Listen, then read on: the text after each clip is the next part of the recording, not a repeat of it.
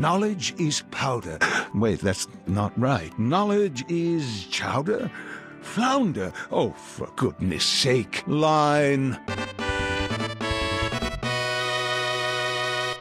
Hello Internet, Taliesin here, and welcome to another episode of the Weekly Reset, Taliesin and Evitel's Wondrous Wisdom Show, where, we're still getting this new set sorted. I hope you like the new finished set, which we finished ages ago, and which is definitely finished, unlike Dragonflight, which is definitely not, but which this week went into beta, welcoming a whole load more players in to test their classes' talent trees, and dragon riding, and story quests, and dungeons, and not some pretty important other things, because of course we're going to be talking about what is in the beta, but we're really at the stage now, I think, where a more useful question might be, what is not there? As well as taking a big worried look at what appears to be Blizzard's first real major dick-up of the testing period so far. The first red flag? Because look, I don't want to soar too high in the air on my hopium blimp here, not because it's dangerous though, you understand. In fact, there is no safer place to be than a hopium blimp. It's a very safe way to travel, it hardly ever crash lands in a massive hopium fireball of disappointment. Although if it did crash,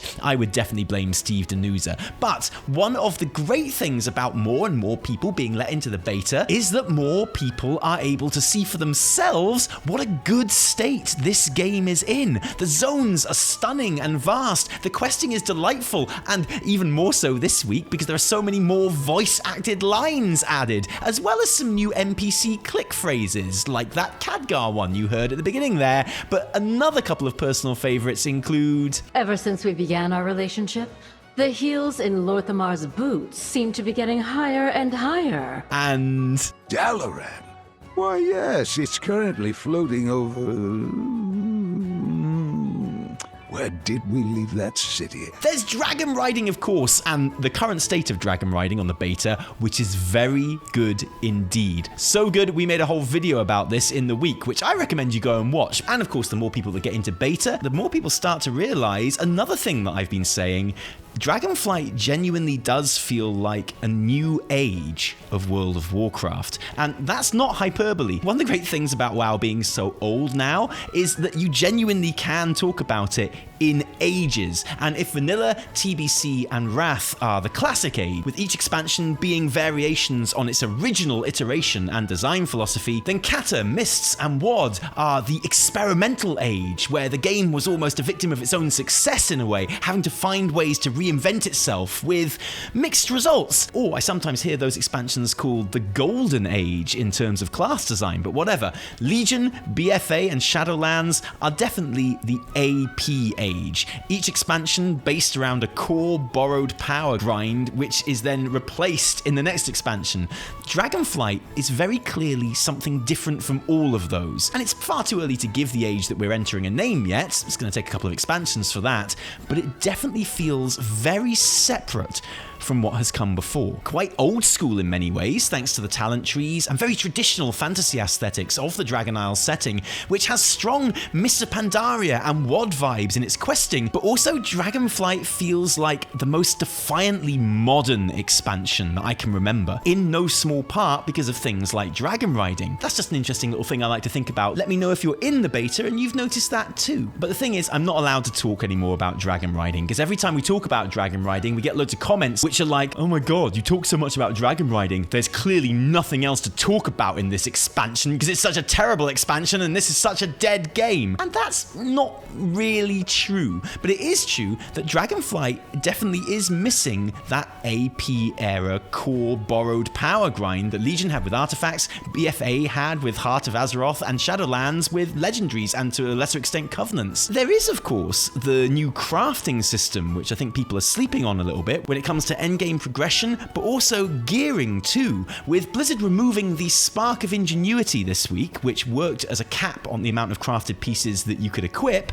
It is now now, in theory, possible to completely kit yourself out in mythic level crafted gear with some extra perks on top from that crafting. In practice, of course, that's going to be more work and time and gold than gearing through the traditional avenues of raids and dungeons and PvP, but I'm saying it's possible. And for people who are unwilling or unable to engage with any of those things, there is, of course, the open world Storm Sigil gearing we talked about last episode, which, it's had some changes this week. But before we get into that, let's have something that we're going to be doing regularly from now on, a roundup of the most interesting observations and additions to the beta this week, starting with... we know where the Dragon Isles is, and its location might surprise you, because when you get onto your airship from Orgrimmar or your boat from Stormwind, the boat, by the way, that goes from the same dock as the Khadgar boat, and which is also the same model as the Khadgar boat, and which means that if you aren't paying attention to the NPC telling you which boat has arrived, which is me, I'm that person, you have a 50-50 chance of ending up in BFA instead of Dragonflight, which is... not what anyone wants. And anyway, even though the Dragon Isles aren't on the map yet, that airship or boat journey takes you here, to the northeast of Azeroth, because no one likes Kalimdor apparently, even Continental Shift. And if that location is a surprise to you, then, well, and I don't want to be rude here, you need to watch more Weekly Reset, okay? Because that is exactly where Ian Hazzikostas said it was going to be in literally one of his first ever Dragonflight interviews, which we reported on this show. Look, I'm not angry, I'm not having a go, it's fine. You should just watch more videos on this channel is all I'm saying. There are currently no max level character templates on the beta, which means you will be copying or creating a level 60 to play, making the leveling process a huge focus of this week's build. The leveling quests that take you through each zone are nice and direct. It'll take around 10 hours to complete them the first time through, although obviously your mileage may vary. And you shouldn't need to really supplement them with more than the odd side quest or dungeon to make sure you're always at a high enough level to move on to the next quest or zone when the time comes. There was a bit of a panic in the community when at the end of the third zone, the Azur Span, the quest box tells you that you need to be level 68 to progress to the next zone, which no one is when you get to that stage. But it turns out this appears to be a typo, because the starting quest for the final leveling zone Thaldraszus is actually available at level 66, which everyone's going to be at. What Dragonflight leveling apparently does not have is an intro scenario once we reach the new continent, making it the first expansion since Cataclysm to be without one. You just get the gang together in your faction capital, get on the boat, talk about how excited you are to go exploring, to document this new land and its inhabitants, and then straight away you are in the waking shores completing your first quest, which is indiscriminately murdering the native proto-dragons who are thousands of years old because some of them weren't happy about the fact that all these strangers appeared in their home. Of course, no intro scenario will be a blessing to many players who level multiple alts each expansion. Most of us can now do that Shadowlands Moor intro with our eyes closed, partly because we know it so well, partly because we just can't bear to look at the Moor for like a second longer. And that might be useful because so far in Dragonflight, there is also no Threads of Fate style leveling system either. Currently, every alt will need to level through that linear storyline, or maybe spicing it up with some less rewarding side quests every time. And account-bound, maxed out Dragonriding tree or not, that's probably going to get old fast. Oh, speaking of dragon riding, something else that was added this week, new mount animations for your drakes. And actually, fair play, these are awesome. I am a sucker for unique mount animations, and these are like Demon Hunter class Order Hall mount level. We now have every dungeon testable on the beta, but still no Mythic Plus, and every class now has some talent trees to play with. Yes, that's right. Some dev finally managed to work out how to spread Vengeance Demon Hunter's 4 buttons into 60 talent tree slots. I think it's fair to say that generally talent trees are taking shape pretty well. There are problem classes, but with the exception of 1 or 2, most are getting substantial reworks in decent time. This week it was mages and priests that were completely swapped around. Monks and paladins are probably the least happy of anyone right now, but I think as a system it is definitely on track for release. And it's news that I'm following closely because I'm interested about it rather than because I'm worried about it, you know? Something we don't have in beta yet, tier set bonuses. We know that there are tier sets in the first raid, as in armor sets for each class, and if those sets are going to come with tier set bonuses, that is going to be something that has a big impact on the feel of a lot of classes too. But then we haven't had any raid testing yet either, and those would be two things you'd expect to come together. Another thing we don't have yet in the beta, cinematics. Obviously, because, I mean, why would you have them in beta? What a stupid thing to say, Tally, you idiot, you moron. And you're right, I am. But although various in-game cutscenes are sneaking into the build, generally super janky and without voice acting, I was reminded again this week of the hints towards 3 pre-expansion cinematics that we might look forward to. You know when you walk up to an NPC and you're like, tell me what happened with such and such a thing, and it's obviously a cue to start playing a cinematic? Well, there's one of those guys with what looks like 3 cinematics to choose from, and those cinematics are referred to as Dawn of the Aspects, Neltharion's Downfall, and the Drakthir's Origins. Scale Commander Emberthor has this text box on the Drakthir starting area and in the faction capitals before you even set sail to go to the Dragon Isles. So I don't think these are cinematics that play organically in the gameplay. I'm thinking these will be Harbingers, Warbringers, Afterlives equivalent cool animated things that we usually get in the build up to an expansion to refresh us some bits of the history and get us hyped. And you know what? Consider me hyped, especially looking forward to Neltharion's Downfall, because you would expect that to involve some old god shenanigans. But I mean, there are no old gods in Dragonflight though, right? We have had even more updates to the new UI and customization options, and it's getting to the stage where this feature is almost complete enough to start talking about. Pretty much every element can now be moved around to basically anywhere on the screen, saved in different profiles, and look, it looks shiny and modern. What we don't have yet though is a snap to grid or snap to center option, and I'm sorry dudes, I know you've worked really hard on it, but without that, I am going nowhere near the UI edit mode, because I'm an old man, okay? I can't do that shit by eye. All my bars are going to be just like slightly off from each other, and that's going to cause me major unconscious anxiety, and honestly, I'd rather not do anything than have ever so slightly off-center bars, or even worse, bars that I actually managed to line up perfectly, but which I suspect might be slightly off-center, because how would I even know if there's no snap to center? Holy shit, I'm getting stressed just thinking about it. I need to calm down, but don't worry, because it's time to talk about Stormscale gear. So last week we told you about the open world Stormscale seal gearing option, where you'd complete Primalist invasions for up to 4 Stormscale sigils a week for almost normal raid level gear, and Elemental Overflow, which is infinitely farmable and awards almost LFR level starter gear. And I guess it's meant to work as a long-term gearing option for solo players who don't raid or dungeon, and a low-level basic bad luck protection for everyone else, because it took about 70-odd Storm sigils to get the whole 395 set, which is like 17 or 18 weeks of farming. That has changed on the beta this week, and like so much in the new crowd-pleasing age of WoW, I am happy to report it is now a lot quicker and a lot easier to attain those Storm sigils and get that gear. And if that makes you happy, then psych, because I lied. It's actually much longer and harder to get the gear, so F you for being happy. On the alpha right now, the blue Elemental Overflow gear still costs the same amount of Elemental Overflow to buy, but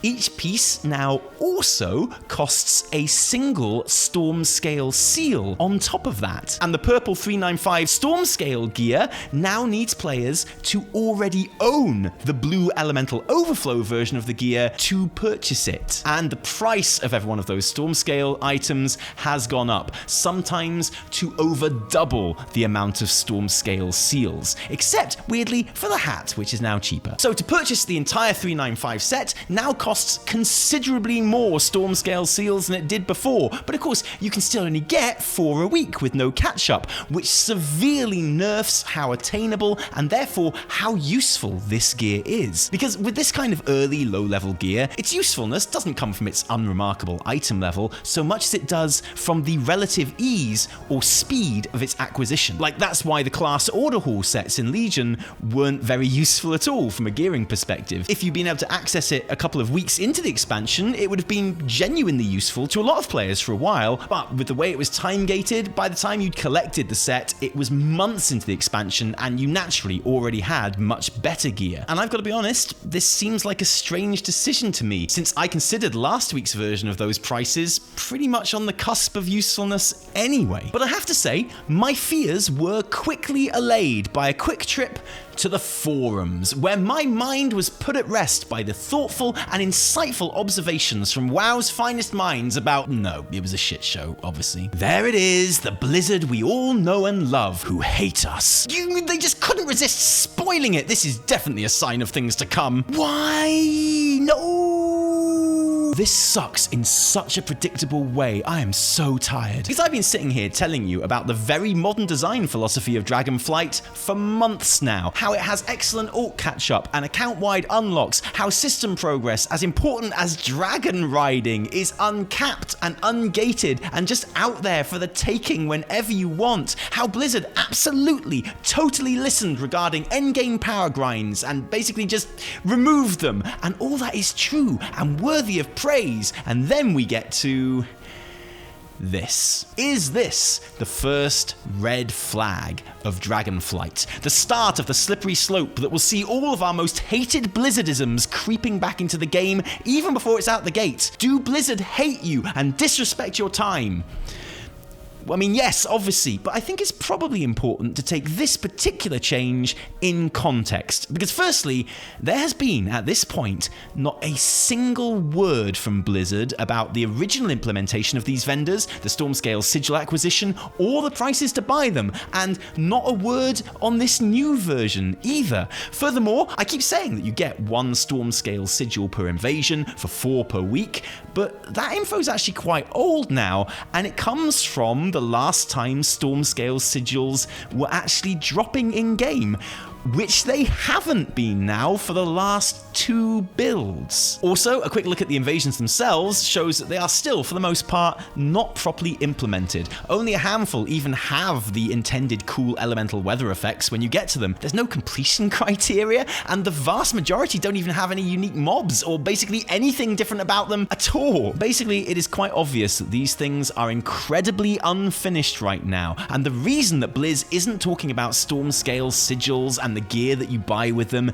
is because they haven't really decided what they're doing with them yet either, and they're not ready for the conversation. Now, that doesn't mean that I don't think this current version isn't a downgrade on the one that came before. It most definitely is. It's going to take a depressingly long time to collect this gear, which makes it utterly useless to anyone doing any other content, and horrific for anyone who has it as their main gearing source. But it is also transparently not a finished iteration. Elemental invasions are another of the big things that just aren't in this beta yet. And until they are, I think it's probably worth focusing on the stuff that Blizz is asking for feedback on. So that sounded like a bit of a moan, and I just want to say at the end here, Dragonflight is looking really good right now. There is plenty to be getting excited about on this beta, and if you are very, very brave, you might even allow yourself to be quietly optimistic that this is going to be a fun time. Just don't light any naked flames around all that hopium though, okay? Not because it's dangerous, you understand, but I mean, it is an abnormally combustive gas, that's all.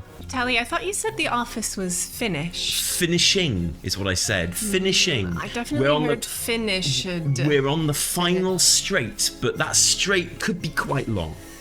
Right. It's a long straight. Long, narrow, yeah, endless.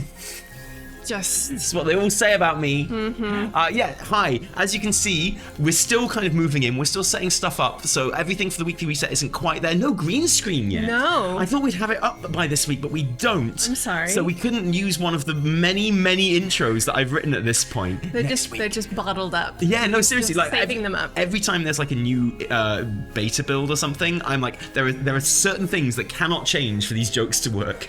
So I'm like, really, like, just fingers crossed, like, please don't change. Please don't change. Please don't change. I've got all these weekly resets. So next week, there will be a green screen, I'm sure, and we'll have some amazing intros and stuff like that. And this is very slowly taking shape and what have you as well. So we're getting there. Yeah, you think this is bad? You see the rest of the house? No, this is easily the nicest room in the house. Right yeah, now. definitely. It's been a long, hard move so far.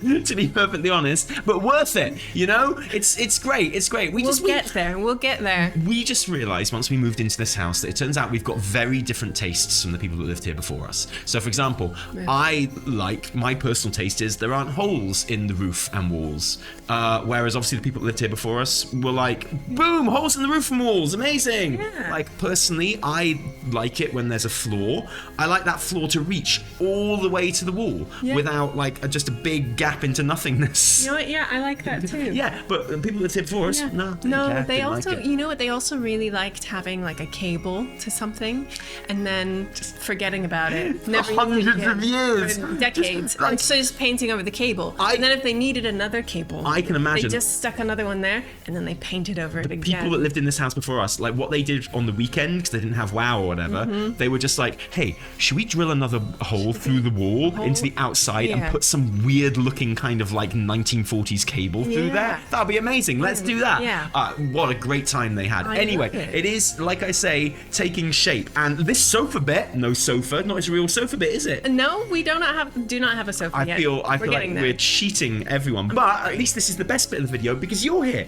Oh, thanks. You weren't in the rest of the video. I wasn't. Because no intro, you see. No, and no exactly. section either for you because we haven't got like your own little corner of the set up yet. We just have to like awkwardly swap places on the desk, and that's not going to work. I'm going to have my own chair. I know. Have you thought about that yet? Chair. I think about it every day.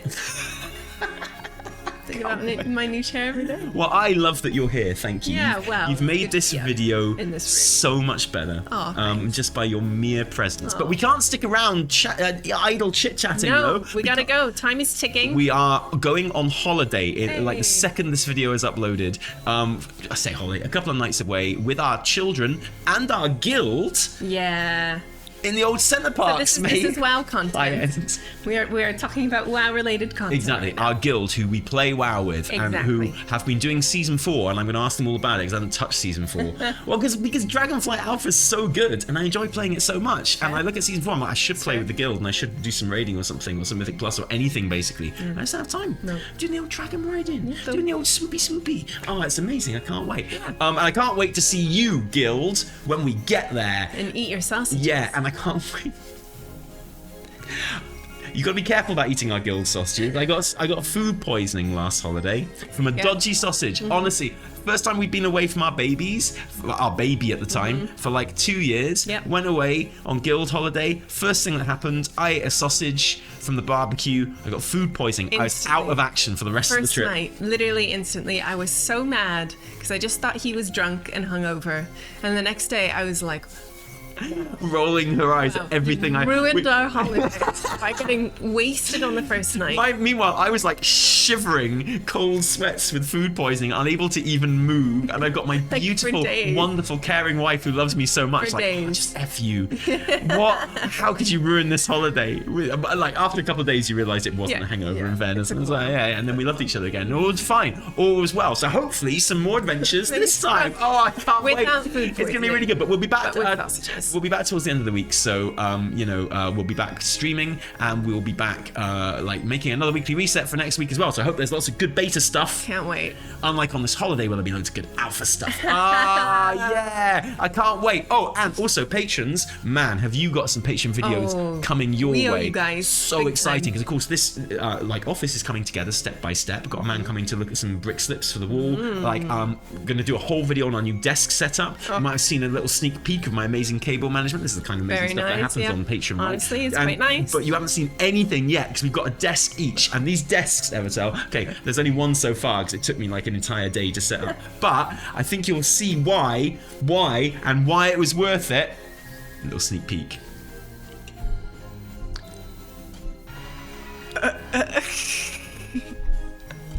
It's the future and it's here. Okay, it's pretty amazing. I mean, yours does it too. It's the first time I've ever gotten excited about a desk. Well, I mean, not me. I get excited about my desk every day. Wow, what an amazing job I have. So thank you, patrons. Thank you for supporting the channel and helping out with these big desks. They're very heavy load bearing. You'll get a closer look at our next Q&A. Yeah, who knows? I'll put it up as high as it can go. I can't. The wires to some of these monitors are a bit too tight and not enough slack. Anyway, thank you for joining us today. If you like this video, don't thank us. Thank our patrons. Yeah. Thank you, patrons. Thanks, guys. Who give their actual real life money so we can do this. If you didn't like it, down. Vote the shit out of it. And remember, my name is, I'll be Taliesin today. Yeah, blame me. I deserve it. It is all my fault. I see. It's my fault. Yeah. Screw me. Yeah. Don't, but... No, don't. I might get food poisoning.